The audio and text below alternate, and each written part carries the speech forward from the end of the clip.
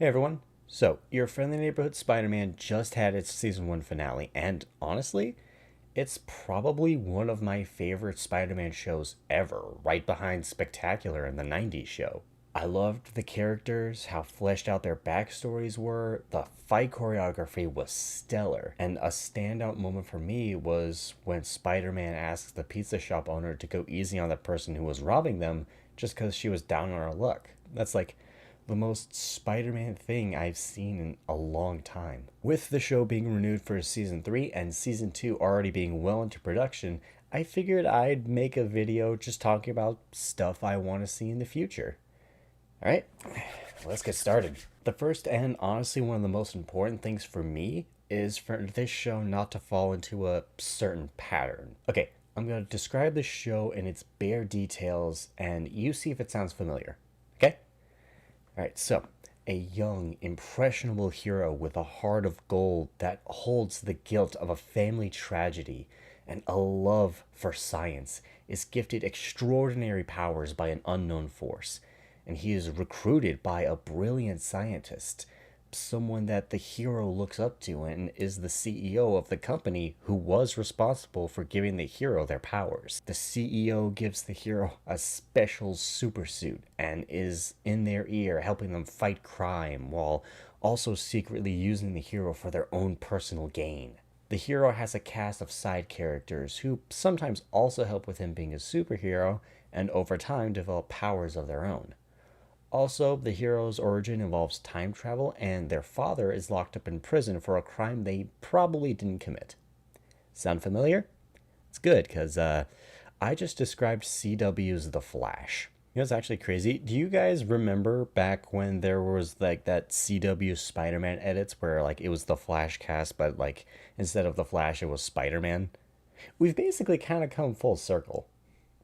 Like, I'm not the only one who's made this comparison as well. One of the many downfalls of the Flash show was the fact that Barry wasn't the only superhero in his show anymore. All of his supporting casts eventually all got powers and helped him in the field, as well as being the guy in the chair, telling him how to beat up the villain of the week and giving him the exact pep talk he needs when he's down in the dumps at the moment. And I really don't want this show to follow that pattern. Peter Parker is Barry Allen, Harry Osborn is kinda Cisco Ramon, Norman Osborn is Reverse Flash, and spoilers, Richard Parker and then Barry's father. This is a Spider Man show through and through.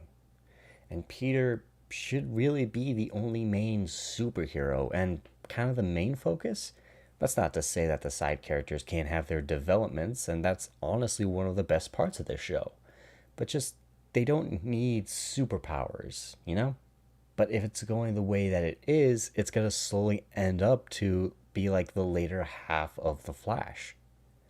Or kind of like how in the 2017 Spider Man cartoon, where almost everyone got spider powers, and Peter kind of felt obsolete because he didn't have like a unique thing to him, you know? So I really hope this show doesn't follow that pattern and keeps making it its own unique thing. Next up is I really want them to save Venom for a season 3. So in the finale, we saw Norman Osborn with a small chunk of the symbiote that was left behind after Spider-Man and Doctor Strange sent it back to its home in space. So we're obviously getting Black Suit Spider-Man in season 2 at some point.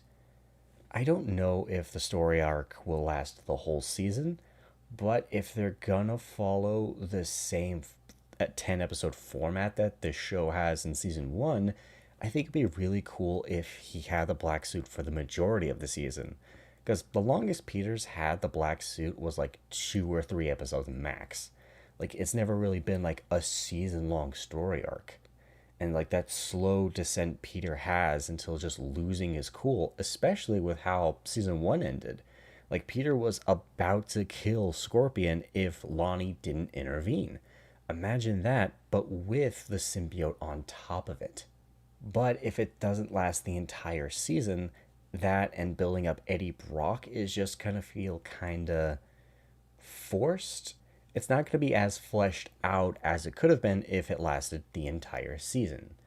That's unless they make Mac Gargan Venom like in the comics or Harry Osborn again, but I think we're all sick of Harry as Venom. So yeah, let's say Peter gets the black suit in season 2, and over the course of the season, we introduce Eddie and how Peter and both Spider-Man ruin his life in his eyes and make him Venom as like an end credit scene for the season 2 finale. The next thing I want to see is to keep building up Peter's supporting cast. Watching this show, it made me genuinely enjoy and care for these characters I normally wouldn't have. Like, if you told me last year that the new Spider Man show would make me actually care about Tombstone, Lonnie Lincoln, you know what I'd say?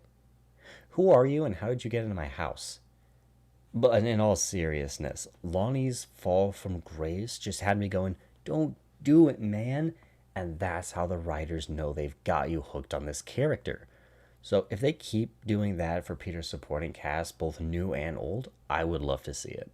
Another thing which I think would be pretty cool to see is sort of change Peter's appearance over the course of the show. Like for season 1, they have him kind of resembling the Steve Ditko design. But I mean, I'm not saying like change the art style completely, just like alter Peter's design a little bit to show the passage of time. Like, say, for season 2, they give him more of like a John Romita Sr. look. Like, ditch the glasses and change the haircut. Because that scene in the season 1 finale, Peter takes his mask off, he doesn't have the glasses on. He looked like really good. Like, the voice fit a lot better. I don't know, like, I guess I'm just so used to Peter like getting the spider bite and not needing his glasses anymore. I'm just so used to that. So seeing him still need his glasses is kind of weird. So like just ditch the glasses for season 2. Maybe for season 3 he could have like a longer Todd McFarlane style hair. And maybe you could change the front spider on the suit as well to reflect it. Okay, I need to nitpick about Peter's red and blue suit for a little bit. So just bear with me. First of all, not a big fan of Oscorp being the one making it. Like, it kind of takes away from it. Like, Peter fully designed this suit. Like, he drew up all the rough concepts, but Oscorp and Harry is the one who put it together. I kind of wish it was Peter who did that. Like, you could still have Peter take all of the materials from Oscorp and be like, you know, with all these materials and like, do you have an old sewing machine? I've got an idea. And he just makes the suit himself. And then, like, the web shooters kind of go into his palm, kind of like how it does if the web shooter was on the outside of the suit, but it's not.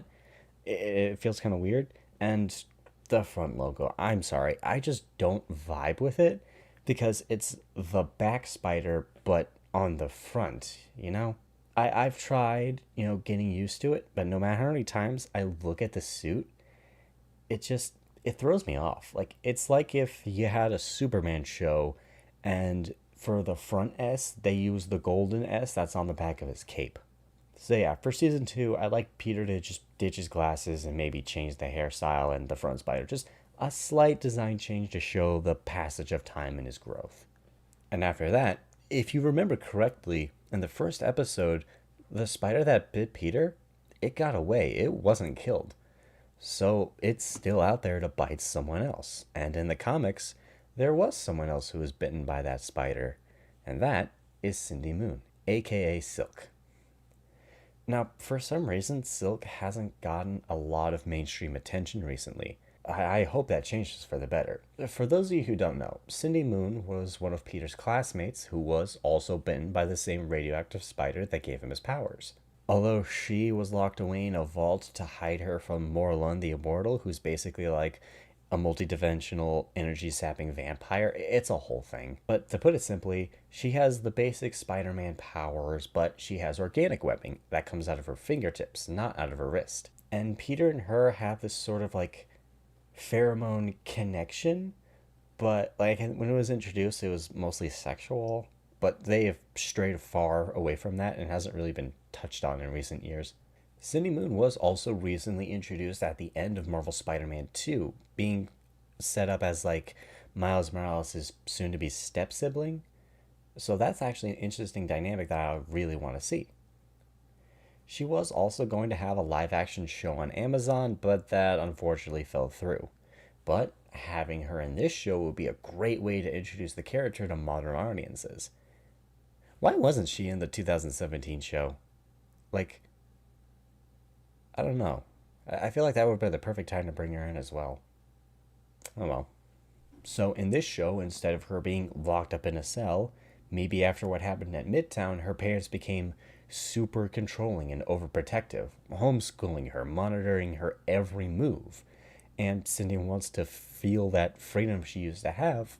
And Cindy wants to feel that freedom she used to have, and being Silk would be a great outlet for that. Peter and Cindy can still kind of have that sort of connection, but having it, instead of being primal, have it be more empathetic, you know? Like, they kind of get the sense of how the other is feeling. Like, if Peter's feeling anxious, she feels it too, to a smaller extent. But, like, if it's major emotions, they feel it. You know what I mean? It's like more empathetic than primal. Like Cindy Moon has so much potential. Like she has as much potential as like Spider Gwen, but she just hasn't been brought in enough, and that's a real shame. And I think this show would be perfect way to bring her in. And last, but certainly not least, we need to see Mary Jane Watson and Peter Parker together in this show. Because, save for a few adaptations, the bond between the two has never been weaker thanks to the current Amazing Spider Man 616 run. If it wasn't for the new Ultimate Spider Man comic run, Across the Spider Verse, and the Insomniac games, we wouldn't really have a consistently healthy Peter and MJ romance. This show has done a great job of breaking the status quo with Spider Man cartoons, having actual blood and death, and Peter's dad actually being a thing in this show. So having Peter and MJ really together would truly solidify this show as being its own thing, unique to so much that's come before it. I was originally gonna say Gwen Stacy, but the main 616 universe is bringing her back from the dead and making her Gwenpool, even though Gwenpool isn't Gwen Stacy. So I kind of changed my mind on that. So yeah, bring in Mary Jane Watson, the real Mary Jane Watson, not Michelle Jones. Yeah, so just forget everything I said over the last like 7 minutes of this video. Because as of this current recording, and the same day this video comes out, the head writer and executive producer for this show just made an interesting announcement over on his socials. It turns out we're going to be getting Gwen Stacy for season 2. And I looked at the second slide. She is also going to become Ghost Spider, aka Spider Gwen, or whatever she's called these days. So it looks like my fears that this show is slowly going to become like the 2017 show is going to be realized. Not every Spider Man project needs multiple Spider people for it to be good or successful. Season 1 of this show was great because it was just Peter. If you are going to make a Spider Man project with more than one Spider people, the max should be 2 Peter Parker and Miles Morales. Their dynamic is perfect, and adding a third just it makes Peter feel less unique, like he doesn't need to be there, because normally in these scenarios the newer Spider people are a lot more capable. I am really hoping that the spider that bit Peter is not the same spider that bites Gwen and gives her her powers, because if that's the case, you're just giving her Cindy Moon's origin, and you're just giving it to Spider-Gwen because she's more marketable, and frankly, that is very disrespectful to the character of Silk. Besides being introduced into the Insomniac games, Cindy Moon has nothing. No TV show appearances, no movie appearances, nothing. Just comic books. Whereas Spider-Gwen has multiple TV show appearances, multiple movie appearances. Like, she is everywhere. And Cindy Moon isn't. And honestly, she deserves that similar limelight. Like, she has as much potential, if not more. I would very much love to be wrong about my worries, but judging by the way the show is going and what has come in the past, I don't think that's going to be the case. And that's everything I want to see from your friendly neighborhood Spider-Man moving forward. What do you guys want to see from the show? And what do you like about the show so far? Like, I highly recommend you watch this. Like, give it 4 seasons, give it 5, as long as it's still consistently written the way that it is. So yeah, let me know down in the comments below. Like, comment, subscribe, and all that stuff. And don't forget to use my creator code JDogCosplay at the Fortnite item shop, and I'll see you all in the next video. Peace out.